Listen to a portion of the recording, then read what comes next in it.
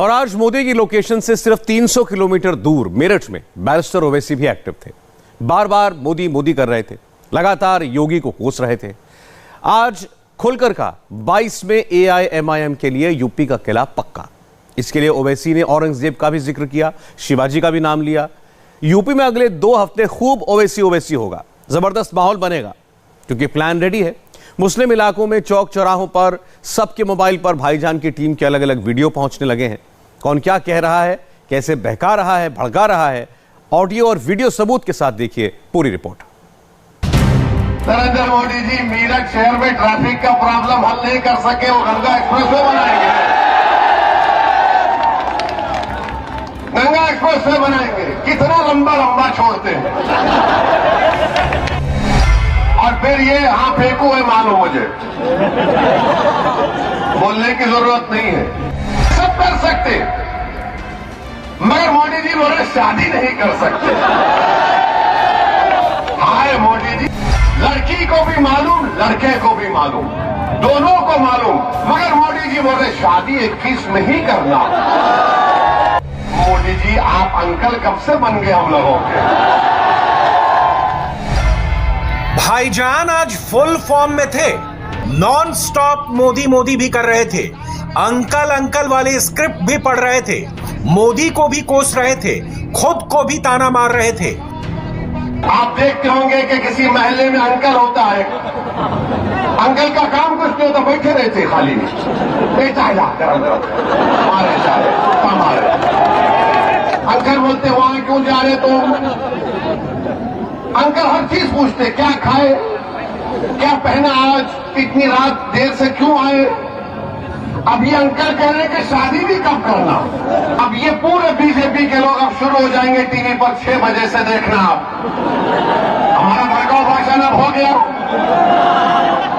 आप बोलेंगे ओवैसी महिलाओं के, औरतों पर जुल्म करता है। ओवैसी महिलाओं के खिलाफ है, मैं महिलाओं के खिलाफ नहीं हूं। अगर हमारे घर का हाल आपको मालूम होता तो आप ये बात नहीं करते। हम यहाँ पर भड़काऊ भाषण दे सकते, घर में गए तो गूंगे हो जाते हैं अपने सामने, उनके सामने।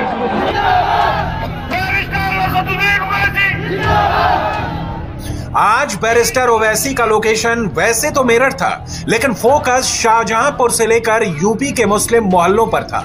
मोदी ने गंगा एक्सप्रेसवे की नींव रखी, इस बात से भाईजान को मिर्ची लग गई। नरेंद्र मोदी जी मेरठ शहर में ट्रैफिक का प्रॉब्लम हल नहीं कर सके, वो गंगा एक्सप्रेसवे बनाएंगे। गंगा एक्सप्रेसवे बनाएंगे। कितना लंबा लंबा छोड़ते हैं। बिजली बम्बा बाईपास मेरठ का मोदी जी कब से बन रहा है? अखिलेश के जमाने से चल रहा है, वो मुकम्मल नहीं हुआ। मोदी जी बोले गंगा एक्सप्रेसवे बना दूंगा। जो मोदी के भक्त हैं, जो दिन रात मोदी मोदी करते हैं, मैं उनसे मुखातिब हूं, आपसे नहीं हूं। मैं उनको कह रहा हूं, शायद उनके कान में अगर मेरी बात पहुंच जाए तो उनके दिमाग के झाले साफ हो जाएंगे। और फिर खाना महंगा, तेल महंगा और आमदनी कुछ नहीं है, मगर मोदी जी क्या करें, मैं गंगा एक्सप्रेसवे बना दूंगा, इतने 1000 करोड़ लगा दूंगा। यूपी में भाईजान का नेक्स्ट राउंड शुरू हो चुका है। मेरठ में पहला ट्रेलर दिखा है, माहौल बनने लगा है, वीडियो घूमने लगे हैं, यूपी से महाराष्ट्र तक डायलॉग सुनाई देने लगे हैं। जबरदस्त मोदी योगी हो रहा है, खुल्लम खुल्ला हो रहा है। पहले तो हम किसी को छेड़ते नहीं और फिर कोई छेड़ता है तो उसको छोड़ते हैं। छेड़ ही दिया है, चलो फिर नहीं। वही मोदी जी है जो आज सालार मसूद गाजी को योगी जी और मोदी जी गालियां दे रहे हैं, लुटेरा कह रहे हैं। इस सरकार को उखाड़ के फेंकना होगा, हिंदू मुसलमान से ऊपर उठ के सोचना होगा। ये कौन लोग हैं जो बीजेपी से डर रहे हैं? ये कौन लोग हैं जो नरेंद्र मोदी से डर रहे हैं? ये कौन लोग हैं जो भाजपा से डर रहे हैं? क्योंकि मेरी तालीम तो ये है कि डरो और खौफ से अल्लाह से, तो बीजेपी से डरने वाले कौन आ गए हैं? क्या हम इतने कमजोर हैं कि कोई हमें भाजपा के नाम से डराते, नरेंद्र मोदी के नाम से डराते, तो दुनिया में हम डर जाएंगे। यूपी के सियासी मंचों पर, सड़कों पर, गली मोहल्लों में नेता भी हैं, पब्लिक भी है, एक्शन भी है, रिएक्शन भी है, ऑन कैमरा धमकी भी है, CAA NRC का टेप भी ऑन हो चुका है। मैं मुस्तकिल आवाज उठाऊंगी और बोलूंगी, चाहे मेरी गर्दन को काट दिया जाए, ठीक है? और मैं डरने वाली किसी से नहीं। मुसलमान अपने घर में अपना वोट रख लेगा, लेकिन आप सारे लोगों को नहीं देगा, क्योंकि अभी तक आपने हमारे लिए कुछ नहीं किया है, कुछ नहीं। चाहे शाहीन बाग हो, सबसे बड़ा प्रोटेस्ट CAA NRC का था, उसमें किसी ने साथ नहीं दिया। आज आपने उन किसानों का वोट लेने के लिए उन किसानों का साथ दिया, लेकिन मुसलमान को आपको पता था मुसलमान आपके गुलाम है, आपके चमचे, वो तो देंगे ही देंगे। हम चाहे आप उनका NRC में साथ दें चाहे ना दे, वो आपके चमचे बन चुके हैं, वो आपके गुलाम बचे, तो अब नहीं चलेगी गुलामी। भाईजान के लिए जब भीड़ जुटती है तो जमकर ओवैसी होता है। अखिलेश को ताने मारे जाते हैं, नई नई कहावतें सुनाई जाती हैं। गंगाधर ही शक्तिमान है, शक्तिमान ही गंगाधर है जैसे एग्जाम्पल दिए जाते हैं। अखिलेश चराए जाए भैंसी, यूपी में लड़िए वैसी, वो वापस जाके भैंसी चराए अपने वाले टाइम पे दारुसलाम पे कटोरा लेके भीख मांगेंगे। वो सपा है वही बीजेपी, गंगाधर ही शक्तिमान है, गंगाधर ही शक्तिमान है। साहब एक ब्रांड है और जो ब्रांड को पहचानता है वही ब्रांड को पहचानता है। बाप का हिंदुस्तान है जो हमको पाकिस्तान भेजेंगे। 2022 में बगैर MIM के किसी की सरकार नहीं बनेगी, और जिसकी सरकार बनेगी उसकी हत्थे से काटेंगे, क्योंकि पतंग चुनाव निशान है। हत्थे से कटेगी, कन्ने से बहुत काटी, जबकि हत्थे से काटेंगे। सुल्तानपुर से मुजफ्फरनगर तक हर रोज नॉन स्टॉप जलसे हो रहे हैं। बहुत कुछ कहा जा रहा है, हाई पिच पर फैलाया जा रहा है। AIMIM के प्रदेश अध्यक्ष शौकत अली अब सीधा हमला प्रधानमंत्री पर करने लगे हैं। बाबर और औरंगजेब वाले स्क्रिप्ट पढ़ने लगे हैं। एक सैंपल ये रहा, ये वीडियो तेजी से वायरल हो रहा है। कहा गया है कि औरंगजेब लुटेरा था। अरे 800 साल तक यहाँ पर मुसलमानों ने हुकूमत की, और तुम्हारी जो भी मंदिरें ऐतिहासिक तारीखी है उसका रिकॉर्ड 200 साल पुराना, 100 साल पुराना, 300 साल पुराना, 400 साल पुराना, 500 साल पुराना, 600 साल पुराना है। तो फिर वो हुकूमत किसकी थी? मुसलमानों की थी। तो फिर ये इल्जाम मुसलमानों पर क्यों? मुसलमानों ने अपनी हुकूमत में तुम्हें इजाजत दिया, तुमने मनादिर को बनाया, हमने कभी रोका नहीं। तारीख शाहिद है कि औरंगजेब ने भी मंदिर बनाने के लिए पैसे दिए, जमीन दिए, लेकिन इल्जाम हम पर लगाया जाता है लुटेरा, बाबर लुटेरा, औरंगजेब लुटेरा। अरे लूट के कहां ले गए? लुटेरे तो वो दो गुजराती हैं जो देश को लूट रहे हैं। लुटेरे तो वो गुजराती है जो देश को बेच रहे हैं। इधर एक शेर है अकेला, जौनपुर में 50,000 लोगों की भीड़ थी जब हमारा शेर आया था, और 2 दिन से भैया जी वहीं पर है, दूध में पानी मिला रहे हैं, बता रहे नहीं दूध में पानी नहीं है। सबने कहा शौकत बता के गया है कि तुम लोग मिलाते जरूर हो। भाईजान ने सोशल मीडिया से लेकर ग्राउंड जीरो तक माहौल सेट कर दिया है। महाराष्ट्र से यूपी तक AIMIM के सारे प्लेयर्स एक्टिव हो चुके हैं। सियासी जलसा कहीं भी हो, कोई भी हो, यूपी का जिक्र हो ही जाता है, भाईजान की बात आ ही जाती है। पूरे हिंदुस्तान में नहीं, पूरी दुनिया में सुनाई दे रही है। एक ही नारा लगाते हैं जब असद ओवैसी को देखता है, देखो देखो कौन है। ये नारा उनके लिए है, हिंदुओं के लिए है। हम डरने और घबराने वाले नहीं है, किसी के बाप से भी नहीं डरने वाले। मोदी जी हमारे देश के प्रधानमंत्री हैं, सबके प्रधानमंत्री हैं मोदी। पिछले 2 दिन से अपनी कॉन्स्टिट्यूएंसी की यात्रा पे निकल गए वाराणसी। अब मैं देख रहा हूँ टीवी पे, आप सब भी देख रहे हो कि हर चैनल जहां चालू करो वही दिखा रहा है कि मोदी जा रहे हैं, कोई सामने है नहीं, आज दिखा रहे हैं, चलते जा रहे हैं। अरे साहब 800 करोड़ रुपया खर्चा कर दिया, मगर मोदी जी वहां गए एज द प्राइम मिनिस्टर अपने देश, प्रधानमंत्री देश, जिन्होंने संविधान की शपथ ली, संविधान की शपथ लेकर प्रधानमंत्री बने, और वहां पर जाकर आप एक कम्युनिटी को लुभाने की बात कर रहे हो। ये जाके किसको दिखाना चाहते हो आप, किसको खुश करना चाहते हो आप? पहले वीडियो बनता है, फिर हैशटैग चिपकाए जाते हैं। मिशन उत्तर प्रदेश 2022 के साथ AIMIM उत्तर प्रदेश का नारा बुलंद होता है और हैदराबादी भाईजान के किस्से सुनाए जाते हैं। अरे हमारे लीडर जिस दिन रोड शो शुरू कर देंगे ना, तुम्हारे पास 1 करोड़ की बस है भाई, तुम्हारे पास दौलत है, 4 बार सत्ता में थे, तुम्हारे अब्बा के पास आय से अधिक संपत्ति है, तुम्हारे परिवार में 30-30, 40-40 लोग MP, MLA, राज्यसभा कौन कौन सी पोस्ट पे रहते, तुम्हारे जीते हुए MLA हैं, हारे हुए MLA हैं, MP हैं, मिनिस्टर हैं, बावजूद उसके तुम्हारी जनसभा में कितने लोग? 500 रुपया प्लस नाश्ता। यहां तो ना पैसा और ना नाश्ता।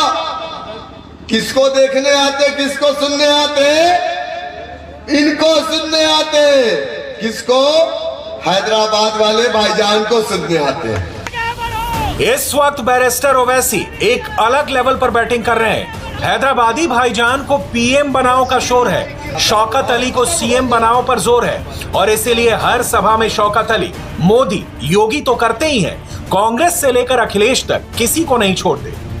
जब 1992 में मस्जिद शहीद हुई, तब मुसलमान जागा, बोले हाशिमपुरा हमने बर्दाश्त कर लिया। मुरादाबाद की ईदगाह याद है आपको ना? 1980 में मुरादाबाद की ईदगाह में 5400 लोगों को ईद के दिन गोलियों से भून दिया गया। किसकी हुकूमत थी उत्तर प्रदेश में और मरकज में? कितनों को इंसाफ मिला? और वो भी एक प्री प्लान तरीके से। हाशिमपुरा के मुस्लिम नौजवानों को रात को 12 बजे PSC वैन में उठा करके ले जा करके गंग नहर पे गोली मार दी गई। किसकी हुकूमत थी? AIMIM के हर मंच पर अलग अलग कैरेक्टर होते हैं, सब डे बाय डे बदलते रहते हैं, सबका रोल फिक्स्ड रहता है, मगर सबकी स्क्रिप्ट सेम रहती है, और हर स्क्रिप्ट में ओवैसी फैक्टर ही रूल करता है कि बैरिस्टर के हाथों में सत्ता दी जाए ताकि वो इंसाफ कायम कर सके।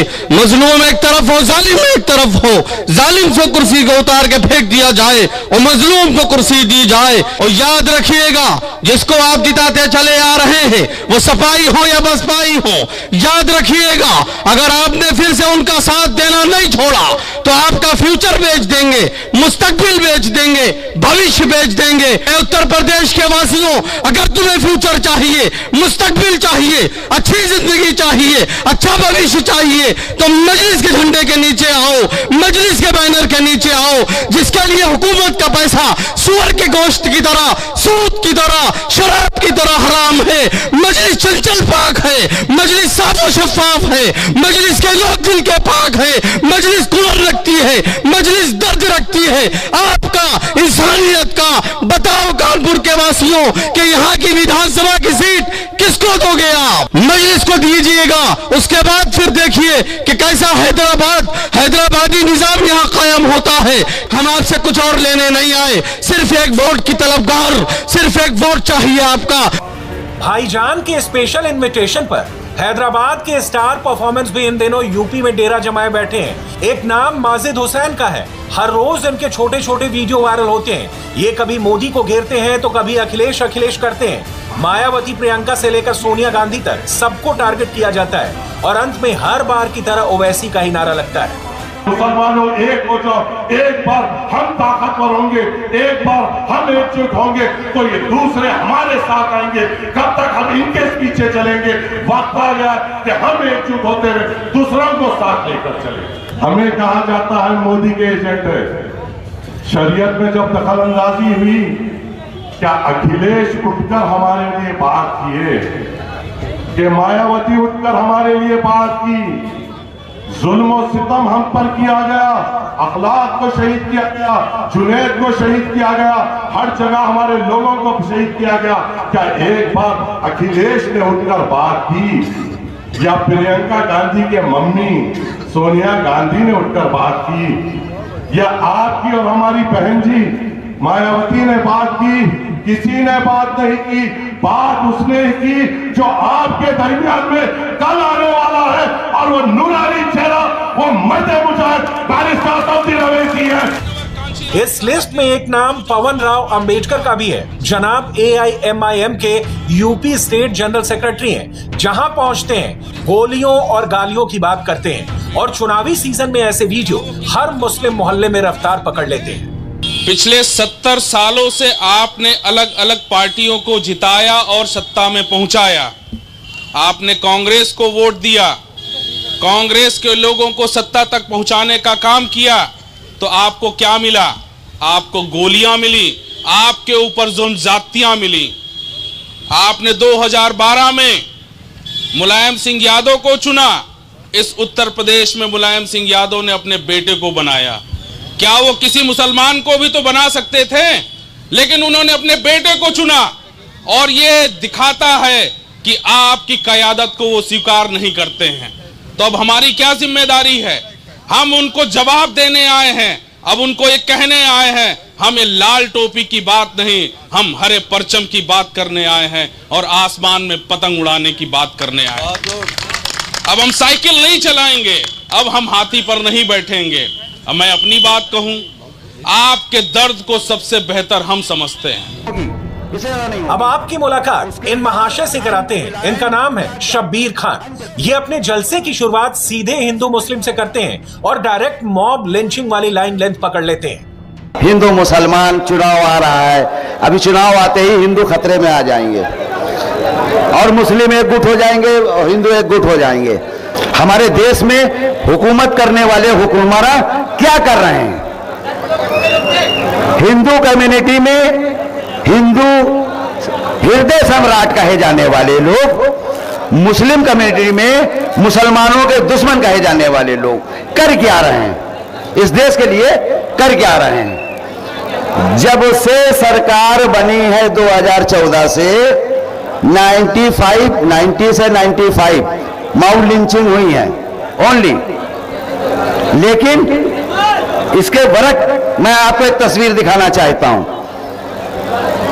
नोटबंदी में 150 लोग मरे हैं, 150 लोग। कितने मुसलमान मरे हैं उसमें? हिंदू हृदय सम्राट कहने वालों, हमें बताओ कि 150 मौत लिंचिंग में कितने हिंदू मरे, कितने मुसलमान मरे? मुसलमानों की संख्या उसमें 2 से 3 होगी, इससे ज्यादा नहीं होगी।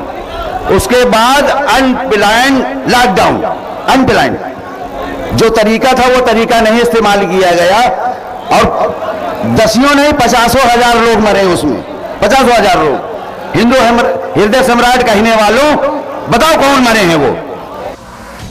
2014 से इनकी गिनती शुरू होती है, फिर अचानक ये मुगलों तक पहुंच जाते हैं और हिंदू हृदय सम्राट वाला ताना मारते हुए इनकी सियासी स्पीच बिना फुल स्टॉप और कॉमा के इंडिया चाइना बॉर्डर पर चली जाती है।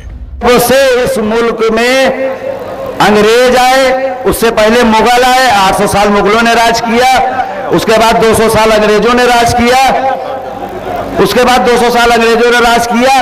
आज तक ऐसा नहीं हुआ कि हमारे देश के हिंदू भाइयों को मरने के बाद कुत्तों ने नोचा हो। आज तक ऐसा नहीं हुआ।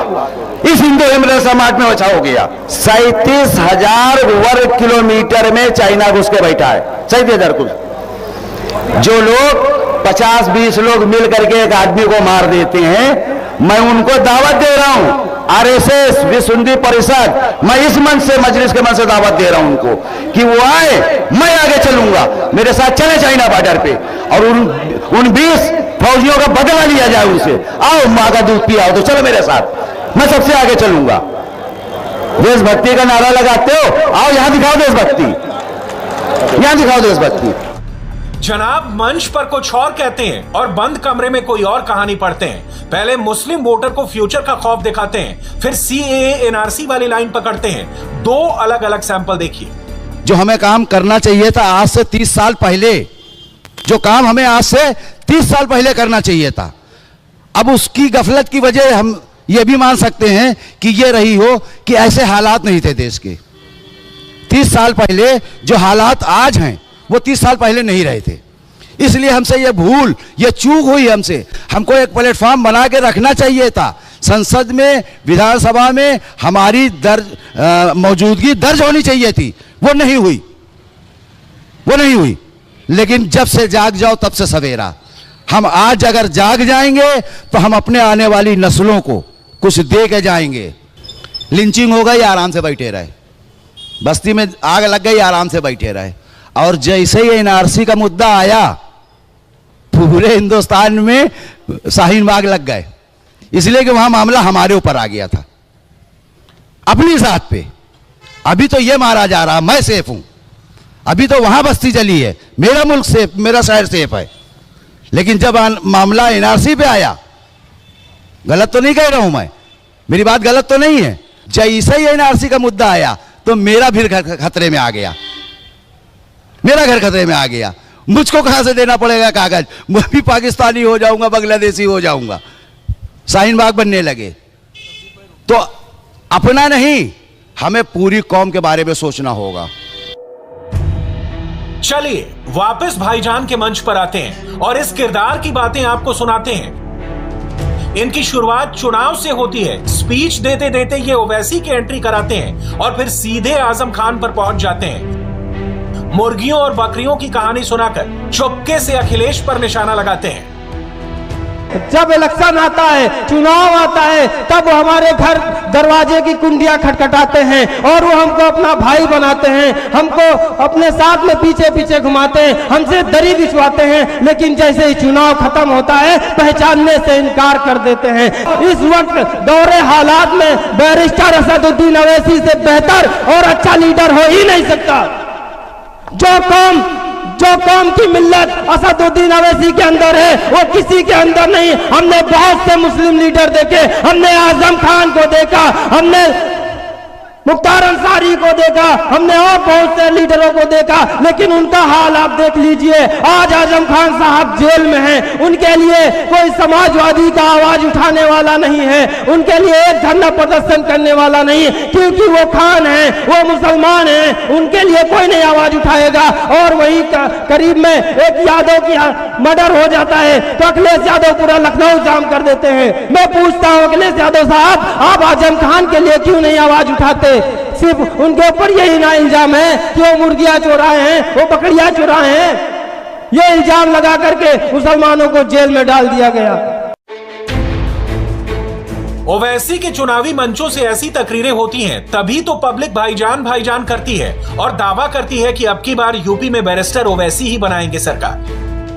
आप औरंगाबाद के अंदर जाके देख के आइए, हम वहाँ 15% है, लेकिन मेयर भी हमारा वहाँ है, हमारा सांसद भी वहाँ है। तो हम चाहते हैं इसी तरह से हिंदुस्तान की और छोटी छोटी जो पार्टी हैं, जो लोग हैं, वो हमारे साथ जुड़ेंगे इंशाल्लाह। क्योंकि हम इंसाफ वाली पार्टी है, हम सबके साथ इंसाफ चाहते हैं, सबको अपने साथ जोड़ के लेके चलना चाहते हैं। इसलिए हमने IMI में अपना पूरा विश्वास कायम किया है। हमारे नौजवान ने इस बात की कसम खा ली है कि अब जिएंगे तो IMI के लिए जिएंगे, मरेंगे तो IMI के लिए मरेंगे। और इंशाल्लाह ओवैसी साहब की गाइडलाइन तो पूरी तरह से मेहनत करके हम इस पार्टी को परचम लहराएंगे। जिस दिन मुसलमान ने करवट ले ली पूरी तरह से, तो इंशाल्लाह हुकूमत हमारे बगल कोई बना नहीं पाएगा। माहौल सिर्फ यूपी से नहीं बन रहा, महाराष्ट्र में वारिस पठान की रैली होती है, वहां भी मोदी के बनारस दौरे की बात होती है और लगे हाथों राहुल के हिंदू वाले बयान के बहाने बहकाया और भड़काया जाता है। परसों ही तुम्हारे सदर राहुल गांधी ने क्या कहा कि ये देश हिंदुओं का है। शर्म आनी चाहिए। 75 साल से मुसलमानों का वोट लेने वाला भी कहता है कि देश हिंदू का है। इससे बड़ी शर्मनाक कोई बात नहीं हो सकती। तो सुनो राहुल गांधी, ये देश हिंदुओं का भी है, मुसलमानों का भी है, क्रिश्चियन भाइयों का भी है, दलित भाइयों का भी है, सिख भाई बहनों का भी है, तमाम लोगों का है जो हिंदुस्तान की सरजमीन और उस मिट्टी पर जन्मे हैं। इस देश पर राहुल गांधी, जितना अधिकार तुम्हारा है उतना ही अधिकार वारिस पठान का भी है। देश किसी के बाप की जागीर नहीं है। हैदराबादी भाईजान के अगले 2 हफ्तों का शेड्यूल आ चुका है। 19 दिसंबर को बिजनौर, 25 दिसंबर को फिरोजाबाद और 1 जनवरी को सहारनपुर में ओवैसी गरजेंगे। और इतना तय मानिए कि बैरिस्टर ओवैसी ने आज जो बम फोड़ा है वो अगले 2 हफ्तों तक यूपी में चलेगा और भाईजान के हर चुनावी मंच से यही डायलॉग सुनाई देगा।